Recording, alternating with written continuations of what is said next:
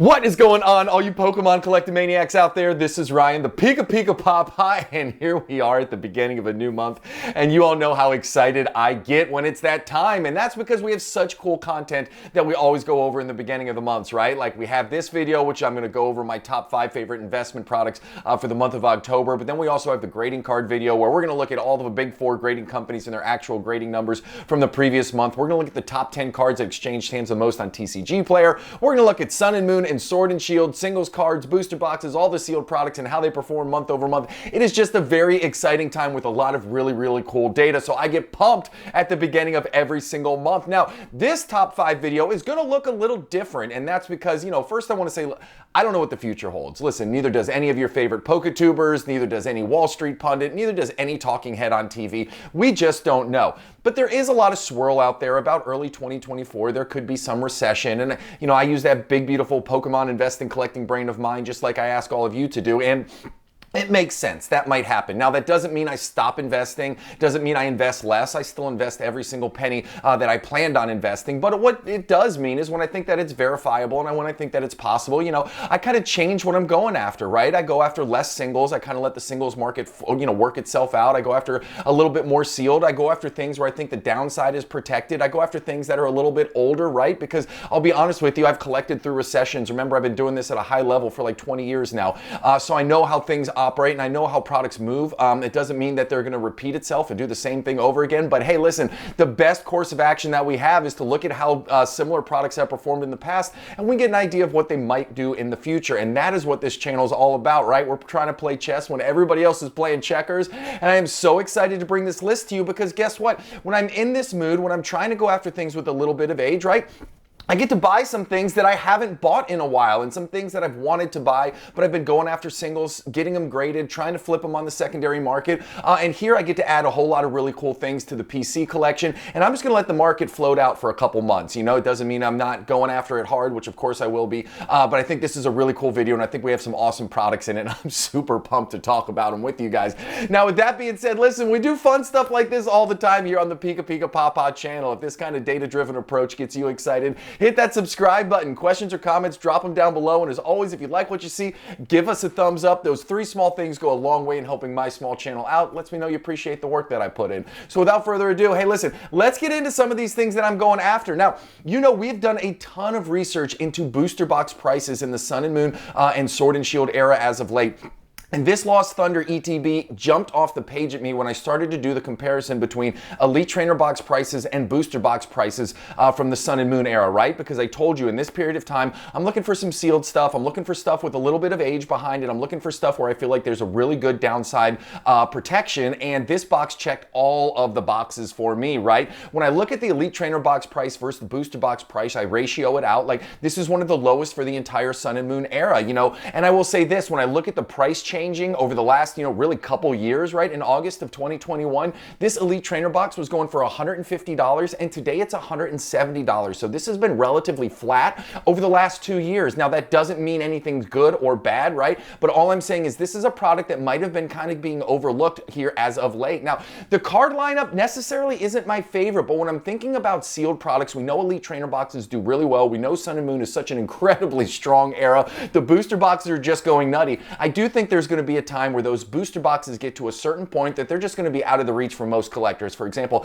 I can't buy Team Up, I can't buy Cosmic Eclipse. Heck, a lot of them are over $600 each, and that's just not in my Poke budget right now. So when I'm thinking about how I can get awesome exposure to sealed product in the Sun and Moon era, I'm starting to look more and more at these Elite Trainer boxes. I'm starting to look more and more for some value, and I think there's a lot of value in this box. I'm going to be adding it to my collection. I've already been looking at them on eBay. Great availability. You can find these. And I think over the long run, this product is going to perform really well. Now, the next thing that I'm looking at right here is Pokemon TCG Classic. Now, you know what you're saying, record scratch, Ryan. You talked about this last month. So this was on my target for this current month, right? So when we think about it, September, I had this on the list. I said, hey, I really want to buy TCG Classic. And it was for all of these reasons here. But guess what? It came up on the Pokemon Center and I missed out on it. Now, luckily, I have an amazing Discord with awesome people in there. So usually I don't miss, but I missed on this one. And And the thing that gets me more excited, the reason why it's back on the list now, the reason why I am going to go after this if I can find it at MSRP anywhere. I know it's on Best Buy coming soon. I know it's sold out on GameStop. It's obviously sold out in the Pokemon Center. Is because the velocity at which it sold out on the Pokemon Center, right? Like a lot of times these products, the Elite Trainer boxes, at worst case, you get a couple hours. This one felt like it sold out in minutes because I was thinking this, I was approaching with a little bit of trepidation. I thought $400 is a whole lot for a ultra modern sealed Pokemon product. But the fact that it sold out as quickly as it did, I heard in the UK it sold out in a matter of minutes. Here in the US, it sold out in a little bit longer, but less than an hour. There is a high demand for this. A lot of people are excited about it. That's why if I can pick this up at MSRP in any way, shape, or form, even though I know it's going to be in some big box stores, which might mean that there's going to be more produced than we think, I promise you this, I am going to pick this up at MSRP if I can. If I can't, I'm certainly not going to overpay for it. I just don't believe in it enough. It's not that tough it's not pulling at my heartstrings enough for me to overpay for it. But I do think if I can get this at MSRP, the fact that there's been such a high demand for it, I will absolutely pick this up and add it to the collection because I think it is going to be a great long-term buy and hold. Now, the other thing that I'm going after this month are shadowless PSA 10s, which might kind of catch some of you guys off guard who've been following this channel for a while because I don't talk a whole lot, about the older era of Pokemon cards. Now, I will say this. What happens a lot of times in a down market is people don't look at the present or the future because when you're going through these recessions, when you're going through these turmoils, like the present and future is scary. So what happens in the collecting space is a lot of people look to the past, and it doesn't get further in the past, in the US at least, than the 1999 Shadowless first edition base set, right? Like it doesn't get older than that. And I'm not saying these cards are going to pop in value, but I do think that right now you can get a lot of these Shadowless PSA 10 commons for right around $40. Now, I am in this for the long term, right? Like I'm talking 15, 25, 35. I want to hand my collection down to my kids someday, so God knows how many years I'm looking at doing this.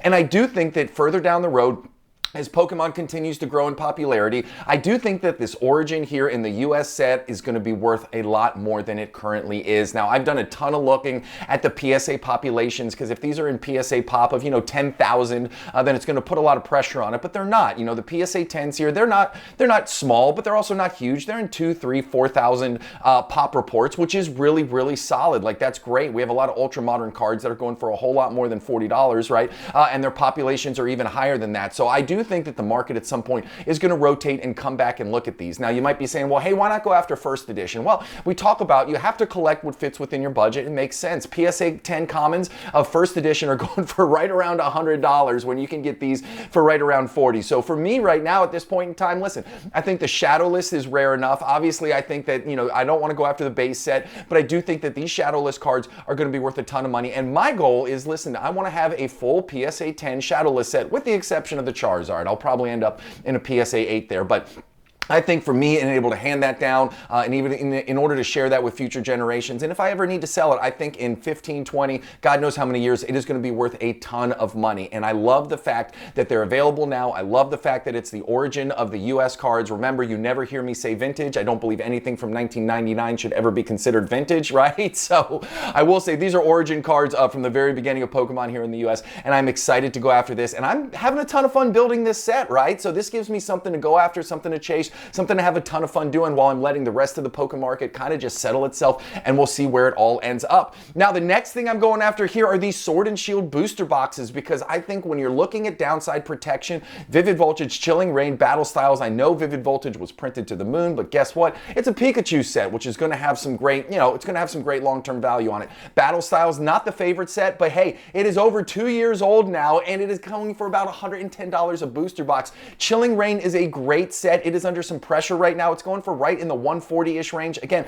you can get all three of these Sword and Shield booster boxes for under MSRP. These boxes are over 2 years old. Sword and Shield is an amazing era. We have seen what Sun and Moon has done. I am not saying any boxes from Sword and Shield are going to do what Sun and Moon boxes have done. Different era, different collection. I'm not saying they're all going to pop up into the $600 range like we see in a lot of these sun and moon boxes. But I will say this, when I'm thinking about what can I put my money into now that I think will have a good downside protection and a lot of upside potential, these 3 booster boxes are absolutely checking all of the box for me. The other thing that I will say to finish this off is if any Pokemon Center exclusive ETB comes back in stock, I am buying it. I don't care what it is. It doesn't matter if it's Scarlet and Violet, it doesn't matter if it's Crown Zenith, it doesn't matter if it's Obsidian Flames, etc., etc., etc. I am absolutely buying it. I am doing a whole series up here soon where I'm going to talk about how the investment side of Pokemon has fundamentally changed.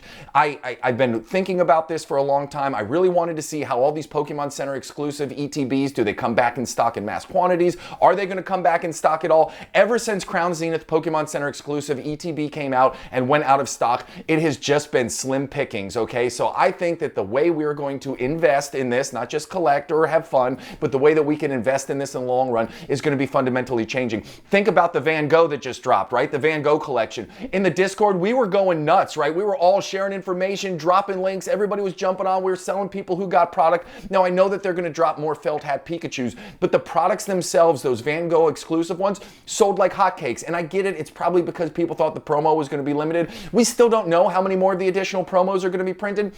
All I'm saying is this shows the excitement, this shows the love, this shows the amount of involvement people have just in Pokemon as a whole, and it is incredibly, incredibly exciting. And that's why I say, listen, even if we are looking at a recession, you know, in 6 months, 8 months, or whatever it is, don't be scared, because that is not going to change the love of Pokemon. It's not going to change the desire of Pokemon. It's not going to change people's interest in Pokemon. So we are all going to be okay. Now, this last thing that I talk about right here, and again, I told you I was staying out of Ultra Modern, but guess what? I'm doing it anyways. I am going with this Miriam right here, okay? Now, I think this in the future is a $60 to $80 card. It is getting near that $30 price point, right? It came out in January, so now we're rolling into October, so it's starting to have some time behind it. I think if you can get minty copies of this in the $30 range, it is an absolute no-brainer. I think this is going to serve you very, very well. And again, when I talk about downside protection, even if this card drops into the low 30s, I don't see it getting into the 20s or in the teens or anything like that. And if it does, you and I should be back in the dump truck up to it with all of the cash that we have available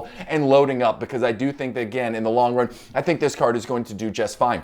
The other thing I talk about is this Winona card right here, and you will see the orange line in the graph down below is TCG Player, the blue line in the graph down below is eBay, and you see that they really are diverged right now. You know, you see TCG Player way up there at the $35 range. eBay, you can buy it in the $20 range, and I do think that when people start to rotate back and start to look a little bit older, again, remember, if there is some, you know, market turmoil, people look to the past, they don't look to the present or future. I think that this Winona card has the opportunity to do really, really well. Why? Because we're already seeing it sell for a premium on TCG Player. I went on eBay. There's lots of these cards available at approachable price points. And I just think it checks all the boxes, right? We talk about full art trainers. We talk about it comes from Roaring Skies, which is a great set.